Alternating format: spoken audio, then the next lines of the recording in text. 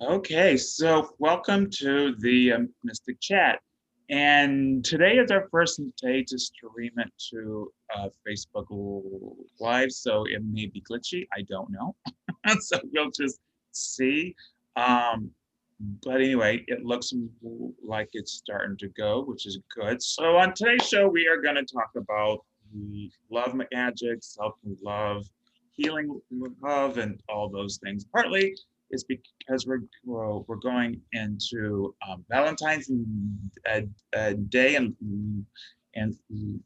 Lupercalia and all of those things. So we will have a hopefully a lively conversation. So to begin introductions, my name is Chris. I am a published author, teacher. I am I'm an ordained minister at the Fellowship of the Phoenix, and I would like to introduce my next host, Laura Gonzalez. Laura, introduce yourself. Hello, I'm back. I haven't been here in a month, but guess what? You can't get rid of me. My name is Laura Gonzalez. I'm a minister ordained with Circle Sanctuary. I am a priestess of the goddess. I am a tarotologist. I also am a vegan and I'm fat and I'm very happy to talk about self-love today. And I don't even know what I do anymore. So look, please save me. Hi, everyone. I'm Luke. I'm a columnist at the Wild Hunt, uh, uh, devotional polytheist who works mainly with the Norse and Hellenic pantheons, and sort of a jack of all trades as far as magic goes. For the references in this conversation, I guess it's also important to say that I'm polyamorous and have two partners. Um, and I'm really excited to talk about this subject. I feel like it's one that everybody has really strong opinions about, and that's always fun. Not that we like strong opinions or anything like that. So all this time knowing you, look, I never knew that you were poly. Yeah. I live with one partner, and then I have another partner who actually moved here from Arizona recently, who lives within walking distance, which is really, really lovely. I'm very lucky. You are indeed. Mhm. And I guess sort of to start it off, one of the things that's really cool is that one of my partners is also pagan and actually in a very similar path to mine. And so like when I think about like love magic, I think about like doing magic with the people you love, right? And the ways in which that can be good both for the magic because you're like really in sync and also for the relationship because it gives you something that you can like co-create. It gives you sort of a like practice of being able to like share in like stuff that you're really passionate about and think about and also just sort of tap into that same sort of energy. um, but when you two think of love and magic, what all sorts of things do you think about? Well, it depends because I go for the witchy things, stuff like that. I do enjoy like puppets, candles, stuff like that. I to start off, want to say for other people, whatever they do into their own magic and things like that, I'm fine with. Um, That's okay for myself. If you're gonna, for myself, if I'm gonna cast a love spell or something like that, it's going to be find me this person with these qualities that doesn't drive me crazy. you know, but you mean, but normally in tradition, love spells have been happening since Egyptian times, Greek, Babylonian times, and let the record show it was never find someone with these qualities. It was I want him or her and make them fall in love with me, or else the gods will destroy them. And it was very aggressive. And Yeah. so when people are like, oh, that's a new thing. No, it's not. It's several thousands of years old. However, I'm not saying I don't judge people. And Oh, I do. Don't worry, I Me do. too. Yeah. I will judge the hell out of the hell, literal, physical, metaphorical, like whichever hell you want to reference. I will judge the hell out of somebody who uses a love spell on someone without their consent. Like that. That is, as far as I am concerned, uh, at the very best, um, manipulative, and at the worst, actively destroying someone's consent. And So abusive. yeah, And abusive. yeah, absolutely. Yeah. So when it comes to love spells and love magic, what do I think about? The most important love that we all need and very seldomly, almost never think about, which is self love. And it took me very many years to, I haven't mastered it, but at least to acknowledge that the most important thing that we need is self love. That's why when I introduce myself today, which I never introduce myself the same way, but that's why today I said I'm vegan, I'm fat, because society, especially for those who identify as female or femme or women, society already tells us to love ourselves less. And especially for cisgender women, I'm not saying exclusively, but especially for cisgender women, we are socialized growing up on you have to be less than, you have to be less than, or else you cannot be lovable.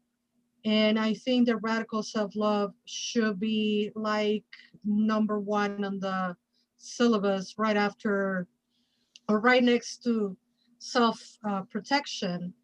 I agree with Luke. I think that putting a love spell on a specific person is, I'm not going to say what I think about it, but no, say what you think about it. oh no, honey, you don't want me to say what I think about it because it's really bad. I really think it's abusive. It's abusive, it's manipulative. It works. Unfortunately, it works. And I think it's really violent and abusive. Well, let's actually dig in there too, because I think that it can achieve a goal, right? I do not think that that goal is going to end up the way you think it will. Exactly, I agree. No, no, no, no, no. The way I see it is, and I have a big issue with it because in our culture, I'm Mexican. In case you haven't noticed or didn't know, I'm Mexican. So for us Mexicans, we have a very heavy tradition of let's tie this person. It's called amarre, which amarre literally means tied up. So it is very popular on our culture. And I have a big issue with Mexican or Latinx practitioners that do that for people. To each their own, everybody has to get their money where they get their money. And, if you think this ethically correct for you to do it, then you go ahead and do it. But it backfires. It backfires. It always going to backfire. Whereas in the person that you put this spell on is going to be stalking you, or the contract is broken because it's not pure organic love, and somebody's got to pay. And you ended up loving this person forever and ever and ever, not being able to get rid of that spell. I just find it unethically. I find it this unethical. Yeah, and I think that there's also, I think that it's really undervaluing the complexity of the human experience, right? Like, um, which is a very fancy way of saying you're thinking about it real too simple, guys.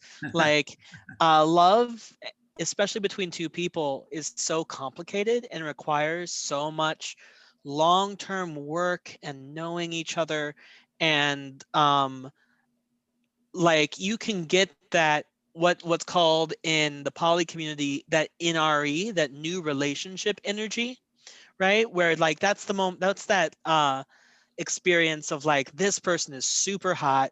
I want to be around them all the time. This is a lot of fun to just like hang out with them. I just want to be like in a relationship with them. You can get that maybe. But that even in like that in like a normal relationship, that's a chemical experience that you're having that will eventually fizzle out.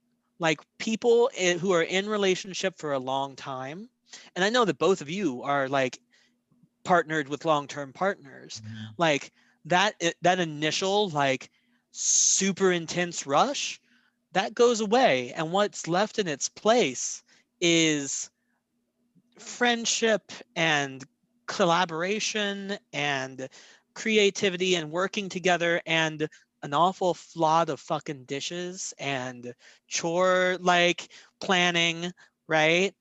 um and like you can't spell for all of that, you know? Like you can spell for maybe an initial surge, and you know, God's help you if if you spell for just like new relationship energy all the time, because you will get worn out and they will get worn out. Mm-hmm. Um, but you can't spell for actually liking each other or being good at doing a thing together, right? There is a question. I like what people are saying in the chat room, so I want to kind of like dig into this. Um, Blair asks, I'd be interested to hear in what you all think about honey jars to sweeten someone's feelings. Same opinions or a little different? And it's kind of like what you were just saying, Luke. I think that the best way of, first of all, love is love, can be forced, can be separated. That's my opinion, and I stick to it. Whatever criticisms comes from wherever they come, I don't care. Because guess what? I love myself. So I truly believe that love is love and it cannot be destroyed. But if I'm understanding correctly, what Blair is asking is if you're already in a relationship, then to sweeten that up, right? So like my husband and I, right? Like, okay, so we already love each other. We want this love to continue. I'm like, look, consent is key, right?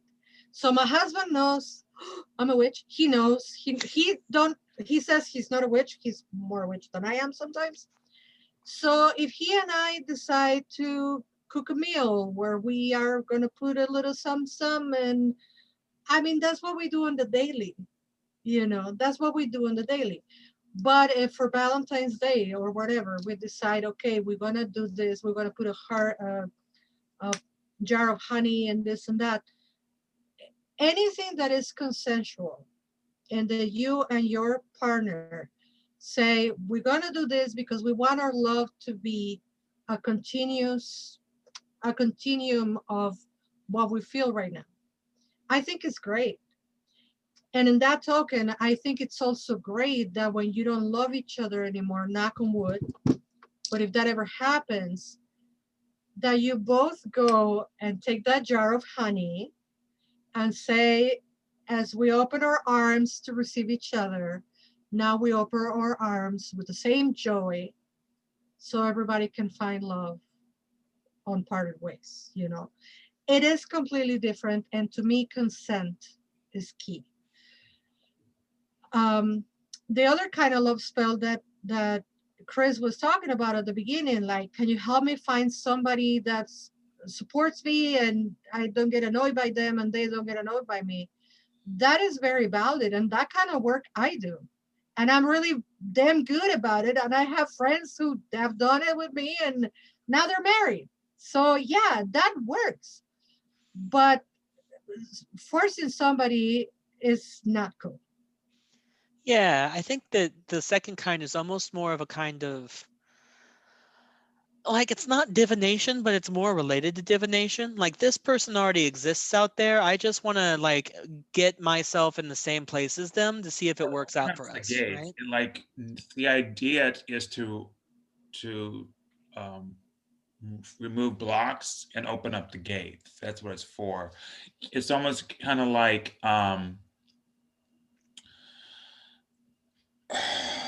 just as you were saying, we're very complicated and things get in our way. And I actually think it speeds up the process a little bit. Like, for example, if you do a spell that says, I want someone who enjoys the same things I do and enjoys dancing, it's just, and blah, blah, blah, blah, blah, and lives in Chicago and la, la, la, la. It's almost like the universe says, okay, so you are eventually going to meet X in 3 months. So let's rush that and how it's going to be in 2 weeks. However, I have learned over many a year that we all have our spiritual growing to do and our blocks and our shit and our drama and our immaturities and our tempers and our blah blah blah. And I think and I used to believe that everybody had a twin soul, and I don't believe that now. I think that um, I do believe in the new age idea of soul groups and stuff like that. I believe that we all reincarnate with each other, and we're all supposed to give each other lessons and things like that, and because it helps us spiritually evolve. So one of the things I think you have to be mindful of is that I believe that relationships are designed to teach you how to spiritually grow. Sometimes it's a, hey, Luke, you and I vibe in the same way. Let's vibe with each other and we'll spiritually grow faster. Sometimes you spiritually grow in a way that the other person will challenge the hell out of you, and I think it's a choice. I think it's a choice of how we proceed. Sometimes you're like, nope, nope, I'm not gonna grow. He drives me nuts. I want to smack him. I'm done with this. Goodbye. Or you can make a choice to say, okay, so I'm challenged. Here's why I'm gonna sit with this. I'm gonna meditate about it, talk to the ancestors, whatever, figure out what my problem is. You see how I put the aegis on myself and not the other person. Um, what I need to do, and if we can grow together and work out our stuff, but in a way that's compassionate and loving and open-hearted to each other, then we can stay in the relationship, you know, because I've had relationships, I tried that, did not work. I've had other relationships, I tried that, and I'm still here. Mhm. Barely, but I'm still here. I say that in jest because you, you know, Gemini with a lot of Aries, so very fiery. So I'm just saying. So here's my question though. So for a spell where you are like asking the universe to give you a sort of person, and Mhm. maybe it's like, you know, I would really like somebody who likes to dance tango and is taller than I am and has a nice ass, right? Like all of those characteristics could be a real shithead. Like that could be a very nasty person. Like how do you trust the universe to give you the sort of person you want? Well, I also think that whatever you send out, has the energy that you're conjuring. So, like for example, if you say, like I do things emotionally, mentally, physically, spiritually. If you say a spiritual person who's kind, who has an open heart, who is willing to grow with me and accepts challenges as a growing behavior and not an obstacle, who enjoys dancing and barbecue, and I say that because that's what exactly what I would do, because in Texas, and if you don't like barbecue, it ain't gonna happen, because when I go home, the first thing my brother says is, I gotta fire up the grill. So you're not, if you hate barbecue, it's not gonna work. Just saying. But anyway, but that's my point. You have to be thorough, and I do know, if you're so thorough, like you have 100 things on there, instead of 2 weeks, it'll probably take a couple years. I also think it's a good exercise to, if you do something like that, and you're like, I want somebody who's aggressive and a take charge type of guy, and then you get that and you're like, nope, nope, it sounds hot on paper, but then I want to slap them. So it's a good exercise because it teaches you what you really want. But I think relationships, they do that anyway, because sometimes a relationship I've had, I'm like, oh, it didn't work out, but I like all these qualities. And sometimes, uh, oh, it didn't work out, I hate all these qualities. And so you understand what you like and what you're going to put up with. So here are my 2 cents. That looks like at least $1.50. Go on. Hey, everybody, have a drink. It's gonna be a minute. Get comfy. I do not disagree, comma. I do it differently. And the way I do it is from what Chris says, you got to go mentally, emotionally, spiritually, and physically. So when I work with my clients and we are working about love, I don't ask them what they want from somebody else. Literally, and I'm not going to tell you the whole spell and the whole thing because, it's boring. But it's literally doing it on a mirror. And it's literally telling the person in the mirror. So if I'm doing that spell for Laura, I'm looking at Laura and I'm telling Laura what she yearns to hear. So the least thing that Laura heard growing up was "you're beautiful," because people are stupid and equate fatness with ugliness. So I thought my middle name was Ugly. So I tell Laura, "You're beautiful. You're beautiful. I love you. You're worthy. You are enough. You are fantastic. Look at that beautiful smile. I'm looking at myself and look at the reaction." So this is what I do with a person when they're doing that spell. It's not my magic and my practice. I try most of the time never to let the energy leave the subject. And the subject is Laura. So the magic has to reside 100% in Laura. So I tell my clients, look at the mirror and tell that person right there what she wants to hear. How would you make love to that person? And then I leave it up to my clients and they say the most beautiful things to themselves. To me, that boosts the signal, because when you find yourself enamored with the person in the mirror, that's all you need. And the right person, whether they like tango, have a big ass, or like barbecue, whatever, that becomes secondary. That becomes second nature. It just works itself through. When I met my husband, not that oh my God, I got all my shit together and my husband and I are like impeccable. No. But when we met, my first question was, do you like sports? Do you watch sports on TV? Because I hate that.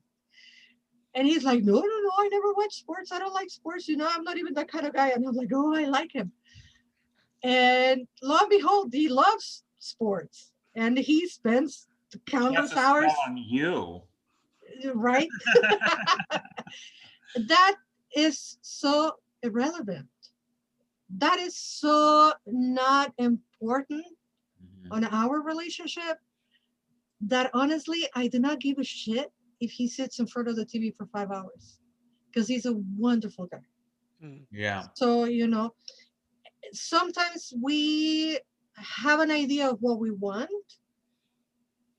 but what happens if we get what we want, as you were saying, Chris, and in paper looks really good, and then in practice is not? I am very romantic. I like romantic gestures. I like the flowers and the candle he's not like that. I haven't had romance in my life in 20 years. I'm okay because he's the kind of guy that I say, I think I'm going to take in painting. 3 weeks later, he will come with an easel and painting and brushes. And he said, honey, didn't you say you want to paint? And I'd be like, did I? Because I forgot. You know?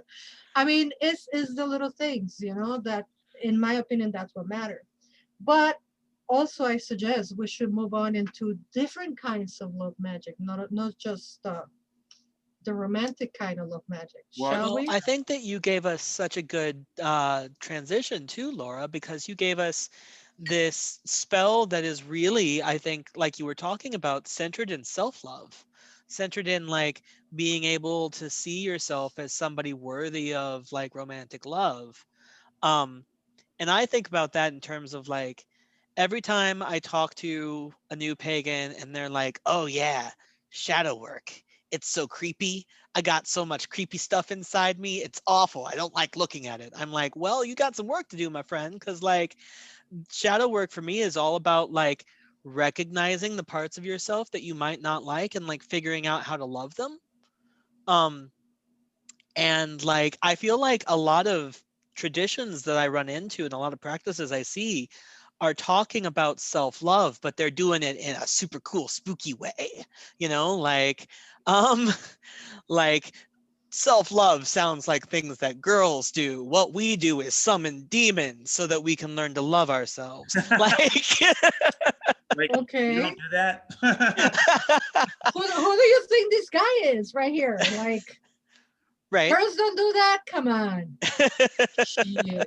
We invented that shit. So, okay. I have so many thoughts about this.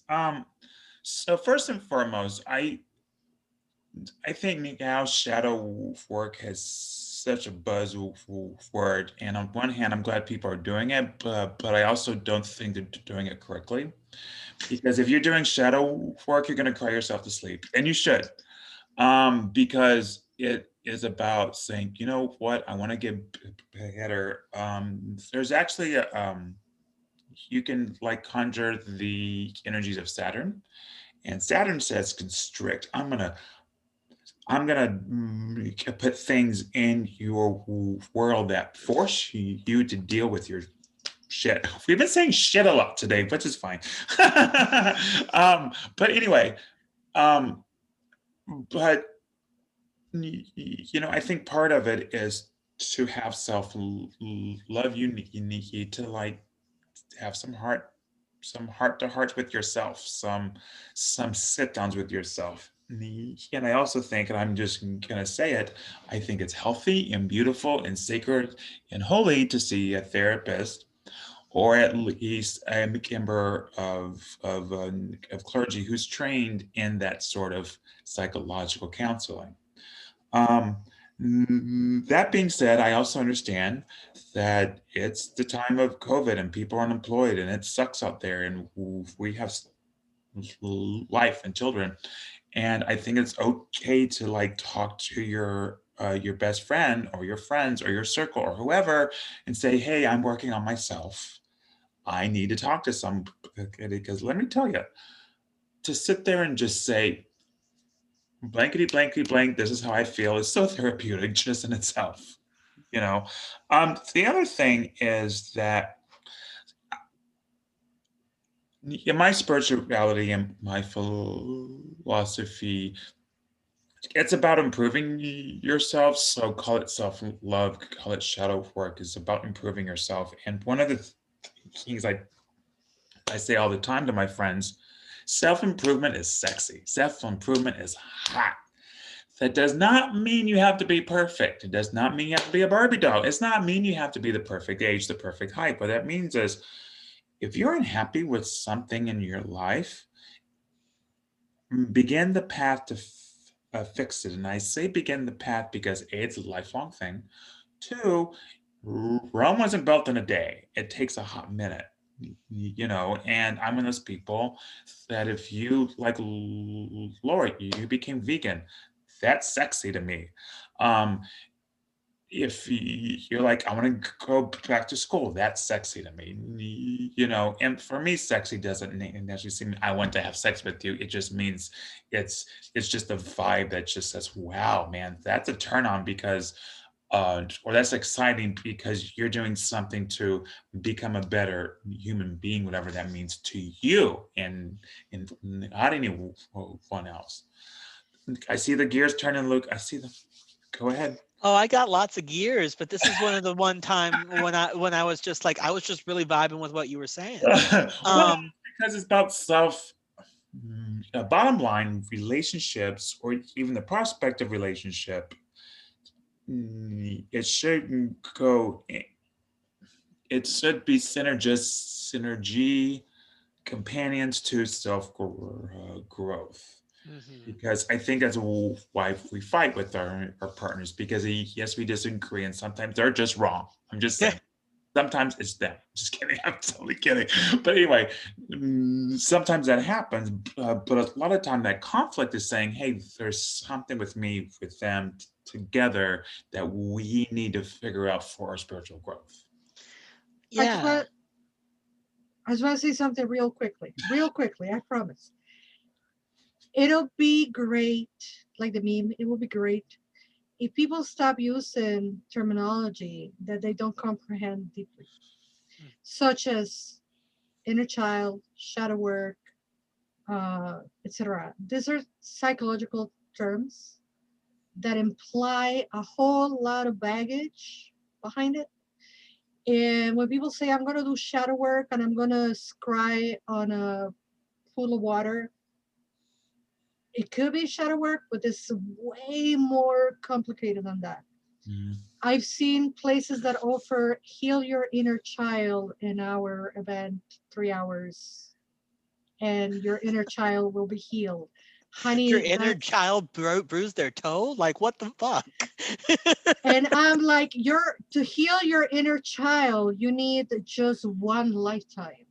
So I think we should be cautious with those concepts. And Yeah. I agree with what I have Chris on this side of my screen. So I agree totally with what Chris said. The problem with getting used to growing pain is you don't want to stop growing. So on that shit. Yeah, Laura, I think that there's I mean, listen, someday we could have a meeting and we could just say terms that pagans have taken out of context from like psychology or science or some other persuasion and are using incorrectly. And all we would do for the entire hour is say words, like just say individual words. I'll start Feel like quantum, they're just saying words now. right? What'd you say? I'm sorry. I mean, there's just a lot of things that have been taken out of context and put into paganism and sort of taken on a new meaning without really examining what they used to mean. So that's one thing. Um, the other thing I think that is really interesting. So I have this apparently controversial opinion. Um, please argue with me. My my argument is that uh, magic itself, paganism, Mhm, that thing what we are all here doing, mhm, is at its core us becoming better versions of ourselves. Like I think that that's what it's for. Um, and I also think that that's what our relationships with the gods are for. mhm. In my understanding, like we do things for them, they do things for us. Both of us get more of ourselves out of it, right? Um, and like for me, when I'm thinking about like love in my practice, that's another place where that shows up. It's in the relationship with the gods that I'm working with. Um, that is pushing both of us towards like something better, right? And sometimes they have an idea of what that something better is, and they have like a game plan for me. And sometimes I have a say in that. uh, but I'm just sort of wondering how y'all experience love as like a reason for your work, and like in your relationship with your spirits. Oh, you're speaking my language, man. This is it. This is me. I love it. So, everything I teach and write about in my books and lectures, and how I approach my ministry, is A, have an open heart and have compassion. Two, it's about relationships. What is a relationship? So a lot of people are like, oh, I have a friend, or I have a partner, or I have a business associate. That's not a relationship. That's two people who are standing next to each other. A relationship is the cycle of energy, all back and forth. And sometimes there are um, what they call one-sided relationship, but still, if I'm in a one-sided relationship, that I'm doing everything for the other person, but I'm still getting something back, or else I wouldn't be there. Sometimes it's just acknowledgement or whatever, but it's the relationships, and relationships is exactly like you said, Luke. Relationships is what teaches us, if what changes us, and it's it's harder than you think to have an open heart. It sounds cool and it sounds so simple, like I can have an open heart. I'm a good person. Well, try to have an open heart to someone who's calling you every name in the book, or try to have an open heart to somebody who just doesn't listen to what you're saying, and then I have to do the clap to like, and um it's hard. It's hard. Like when someone says you should have an.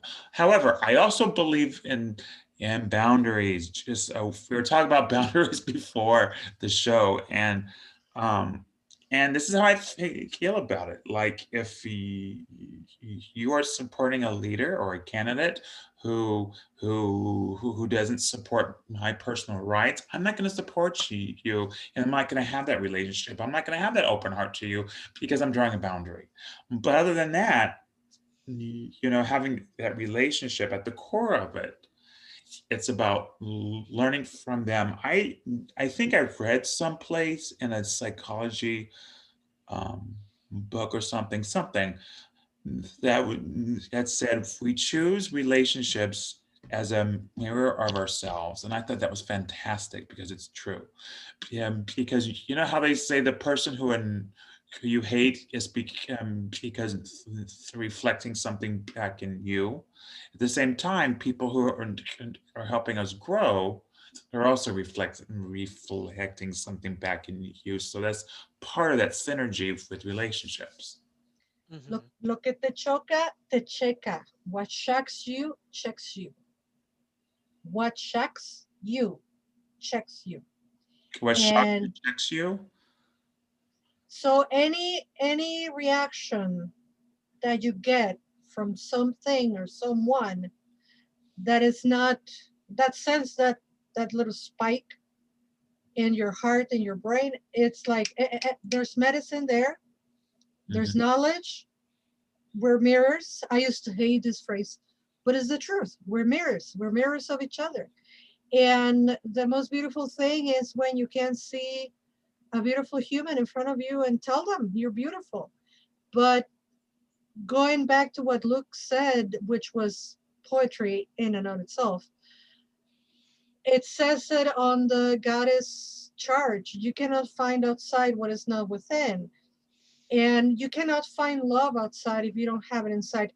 Another phrase that has been watered down: you cannot love anybody until you love yourself fully. That's bullshit. That's not true. You can love somebody and you're worthy of being loved, even if you're not healed, because we never gonna heal. You know when we're gonna heal? I got news for We're you. dead. We're gonna heal when we die. Yep. That's when we're healed. Everything else is therapy, and you're gonna have therapy your whole life.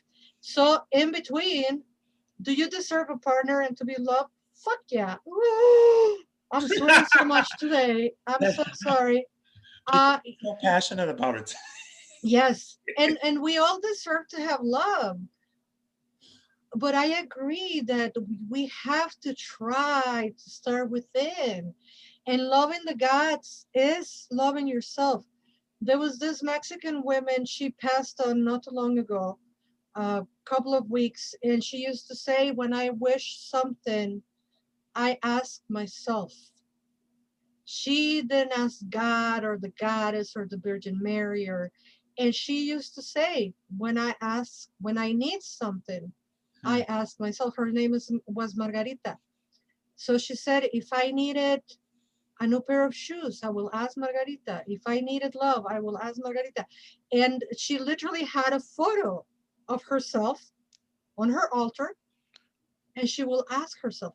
That is the ultimate love. You worship yourself. I mean, Mm. that's love. So I truly believe that loving the goddess, and in my case, I call that force goddess. And my worship to the goddess and my relationship to the goddess is a relationship to Laura, and that relationship needs to be fulfilled. Hmm. And then I can spread it out. Love is infinite. Love is infinite. There is no finite amount of love. You can have boundaries, and that's very healthy, and that is about self love. And yes, I'm going to love my neighbor, even though they have a Trump flag on their lawn. That doesn't mean I'm going to go have dinner with them. But if something happens to them, I will lend a hand because I'm human, you know? Yeah, I think a lot about love in terms of like, especially in like terms of the gods. Um, because like I think most pagans statistically, I am an ex-Christian, right? And I learned about divine love in that sort of like all-encompassing, all-forgiving sort of way. Um, which I think is a much harder thing for humans to get, right? Like I'm not saying it's not real. I'm saying that when we are told to love perfectly, Hmm. right? Humans often misinterpret that and often are just like, that is too hard. I cannot, right? That is too big. One of the things that I really take a lot of joy in through paganism is my relationship with gods who are deeply imperfect. Um, Yes, uh, agreed. right. And often love in ways that are really flawed. And like have uh feuds and difficulties and snits, and grumpy days where they will sit in a corner and just be like, yes, I'm here, what the fuck do you want? um I like uh that it like PG-13 on our We're going to oh have no, to. if we were PG-13, we'd only get one F-bomb. We've hit at least Oh three. God. um Oh my God. um but we're like, I think that there's, but like I'm still really present to the fact that like I am loved in my relationship with the gods, right? Mhm. And that like that love is something that also teaches me to love myself better. Um, and I think that one of the things I really like about paganism is that we are all able to define what our relationships look like, you know? You know what's so interesting? You talk about the love of the gods, and a lot of us have, and I think this is normal. Like a lot of us have a darker god or goddess, and then we have a lighter. Because I have, you know, I have a Diana, and then I have a Scorpius, but then I have Hecate, but then I have Hermes. So there is a balance there. But anyway, and so these form my relationship with my gods, and I do believe that uh, the energies of the gods. They use your own psychology to communicate with you, which makes sense because otherwise it'd be like, oh, strobe light. Okay, I don't get it. But anyway, my gods, how they relate to me, yeah, me is, oh, you're going through something. Okay, you have a few days, but then put on your big boy panties and you need to enough. You can have your process, you can feel what you need to feel, but none of the self-sabotage stuff. But that's the relationship I have with the gods. And I'm never gonna say what another person's relationship to their gods, or I'm just saying every time I try to say, well, I'm gonna do this because I feel grumpy or sad, and my gods are like, yeah, no, no, we're not doing that today. But that's just because I have the Huntress, and when you have Hecate going, yeah, no, we're not doing that today. Like, okay. You know, one of the most intense, magical, and amazing, pure expression of love that we've seen in the world 99% of the time is the love that a mother has for a child. Mhm. And I have to say 99% of the time because there's that one percentage, right? That some people were not born to breed and some people were not born to have children. And sometimes they have children and they don't love them, and that's unfortunate. But we have the 99% as an example. And I think that pure love, that relationship, with as many hiccups as it might have, especially for women, the mother daughter love is the best example to what the gods do for us and we do for the gods. And sometimes mom will say no. Oh, but I want it. Yeah, but it's not good for you. Eating a whole pint of ice cream is not good for you. You might feel very good now, but later you're going to have a stomach ache. So, no. And as ridiculous as it might sound to you guys, my dog threw up the other day. What does that have to do with love? A lot, because I love to feed him. He's my little companion. He's my baby. I want to give him everything that I'm eating, but of course my stomach is about this big, and his is probably about this big. So he cannot eat everything that I eat.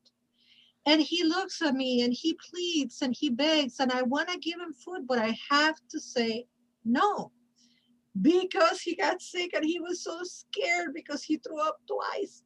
So it's like that, it's like that. Sometimes a good parent will have to say no. I'm not saying I'm a good parent by any means, but a mom will have to tell you no, you cannot eat the whole pint of ice cream because you're going to get sick. And the same goes to wallowing on something bad or trying to hurt yourself or trying to hurt others. And uh, your mother, your father, your gods are going to say no, we're not doing that, especially not to hurt yourself. So it's that is the kind of love I think we have with the gods, is like our parents. So we have a few minutes left. So what's the final thought from both you guys about this?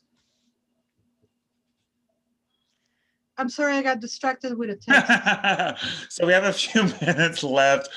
What's your final thought about all this? Self-love. Yeah. Radical self-love. Love yourself no matter what, and even when you fuck up, fucking love yourself. I think that I'm actually going to crib my final thought from um from sort of my background with Christianity and the stuff that I've thought about coming out of it, right? Um I think that you can have an open heart and you can love without forgiving, Mm. and without letting people hurt you more, right? I think that a lot of the time people um, think of love and forgiveness as welcoming people back into your life or allowing things to happen, or just even continuing a relationship. Mhm. And none of those are necessary, right? I think that one of the things that in our tradition, Chris, in the Fellowship of the Phoenix, one of the spirits that we work with is called the lover. Mhm. And the thing that really stood out to me about the lover is that they are the God that teaches you how to love expansively, and they are the God that teaches you how to put down boundaries to protect yourself, because that is also a part of love. Mhm. Um, and I want to just like really emphasize that, because we've done a lot of talking up love today and the expansiveness of love. Mhm. And I think that it's also important, what your point, Laura, that loving yourself is also about protecting yourself sometimes. Absolutely, I agree with that wholeheartedly. I think the final thought that I have is that um, we're complicated. We are multifaceted. We have our issues, and um, I would like to see people become more compassionate to themselves and their journey ahead because it's hard. And when we have hopes and dreams, and sometimes those hopes and dreams get dashed, and sometimes the people we have a crush on couldn't even tell us out of a crowd. And I think that if we're going to have self love, love of family, and love of a partner, whatever that means to them, that is a spiritual journey. It's kind of like it's never going to be perfect. It's never going to be ideal. It's never going to be like a rom-com. It just isn't. And I think we have to be okay with the relationships being a spiritual journey into self-discovery and to change and to growth and to transforming how we think about things, how we feel, and things like that. Okay, on that note, it's about time to go. And I want to say thank you to everybody for being here. This was actually a fun show. Um, and I will see you guys soon.